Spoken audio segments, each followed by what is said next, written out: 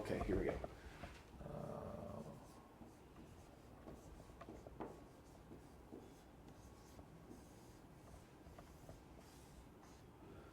All right. So I think there's two kinds of brands. Actually, it's not even the brands, it's really the organization behind the brands. I think there's two kinds. And I actually think one is better than the other if you want to have a brand that people love. The two kinds are, first is the personal brand.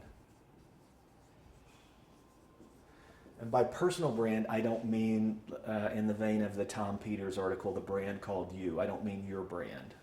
I mean the organization takes the brand very personally. A classic example of this is Starbucks.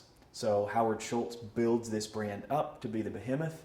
He actually leaves from managing it, and the brand moves into the professional sort of brand world, and it starts to waver a bit, and he comes back in because he gets and understands the brand. And the first kind is, it's really,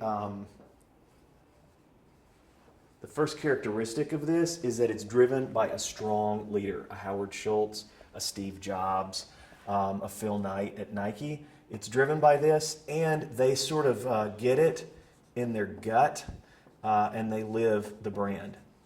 I had a friend who works at Ralph Lauren tell me that the difference between Ralph Lauren's work, his hobbies, and the rest of his life is zero. Like he will go buy a new car and create a clothing collection based on that car. He'll do shoots at his houses. Martha Stewart was that same sort of way. But there are people who just live their brands, and there are people who live their brands that sell everything. I think the Method soap guys, they live their brand, much more so than some professional sort of mass brands. I think they're a very, very personal brand, and I think they're led by a near dictator at the top who says this is what the brand is and communicates that down to everybody. I think that's key. I think they get it inside, deep in their gut, or you could also say in their heart, that they sort of get this brand very deeply and they live it, right? It's very authentic, I think, is also the other key word for it.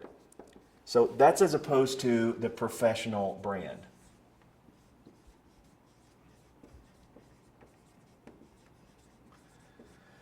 Here's the characteristics of the professional brand.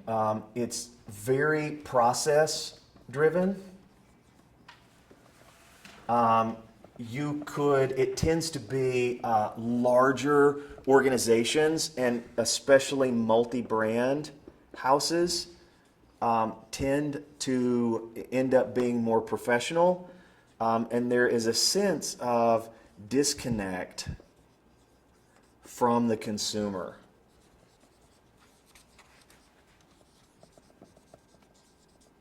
And the reasons why these came about, I think, are very, very obvious. As we moved from being a mom and pop world into a big box world, this was inevitable. So in the mom and pop world, you knew everybody that came in. You probably, when you were at market or when you were buying things, you were thinking about Tom or Sally when you bought something. Remember all the Little House on the Prairie, that shop owner guy would say, "Oh, I was in the city and I found this dress and I knew Laura would love it," right? It's that kind of personal understanding with it. And as brands grew and as people began to launch multiple brands under one, and they moved brand managers, and this is a key one, they moved brand managers from one brand to the next. So one day you're working on toothpaste, the next day you're working on dog food, the next day you're working on cosmetics, right? Maybe not the next day, but the next year or your next assignment, you're moving from one brand to the other. What you end up with is you end up building around process and methodology and not around gut, heart, getting and living the brand.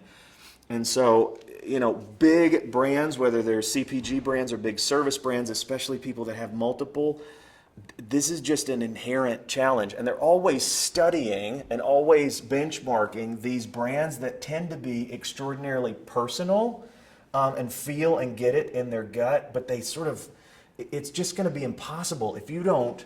And I think the reason why it's impossible is really just one thing. It's disconnect from consumer and sort of the life or living of the brand and the brand values.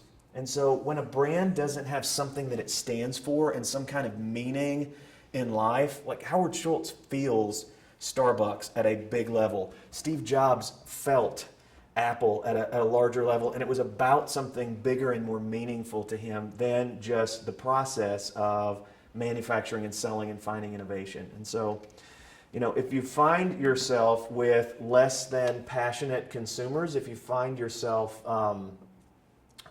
with a brand that people care about but don't love, and that's the big difference between these two, is people will care here but they'll love here. If you find yourself with that kind of disconnect, then I think the key solution for that is you've got to get this brand in your heart from a mission standpoint. You've got to make this bigger. It's got to be about something that's just bigger than the product. And then you've got to live it out in a very authentic way, and you've got to know your consumers, not on a research report. If your only interaction with your consumers is on a report, you're in professional land. If you don't know and know the names of some of your customers and know who they are and know how they think and feel, then you're dead. And so this is the key to knowing and living and creating something that's personal brand. And personal brands get loved, these get bought. These also get bought, but they get bought at a much higher level of loyalty than these brands do. So that's it. Thanks.